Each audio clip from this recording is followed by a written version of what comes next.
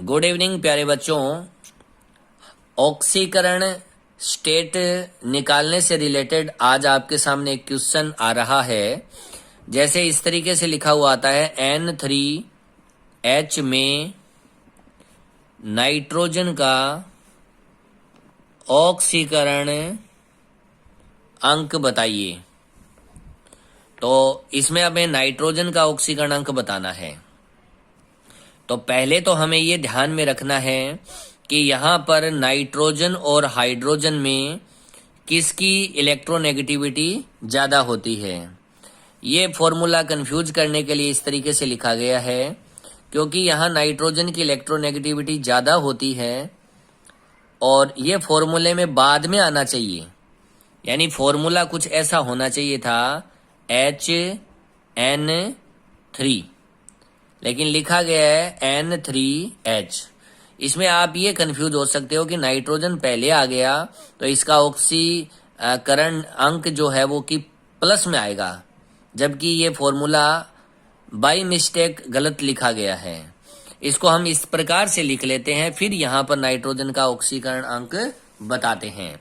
तो इस फॉर्मूले में अगर हम ध्यान से देखें तो ये H होता है जो कि ऑलवेज या तो +1 होता है या -1 होता है।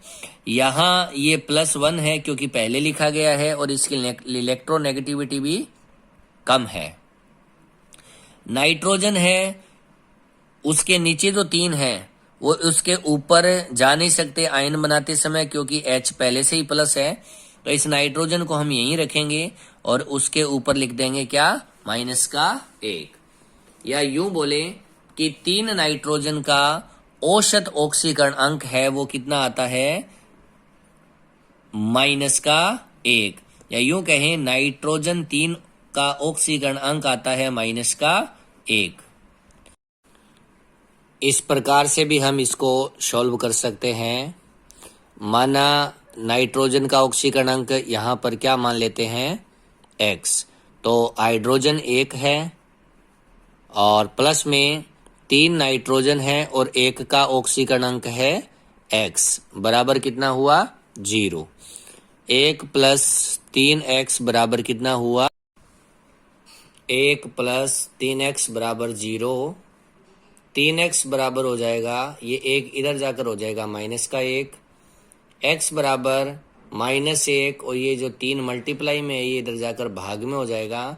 तो आंसर आएगा n बराबर -1/3। अर्थात नाइट्रोजन का ऑक्सीकरण अंक है वो -1/3 प्राप्त हुआ है, यानी भिन्नात्मक मान प्राप्त हुआ है। और इस भिन्नात्मक मान का मतलब होता है कि यहाँ नाइट्रोजन के 3 परमाणु हैं और उन 3 परमाणुओं का कुल बीजगणितीय योग ऑक्सीकरण अंक है वो कितना प्राप्त हुआ है, -1 प्राप्त हुआ है। ओके प्यारे बच्चों।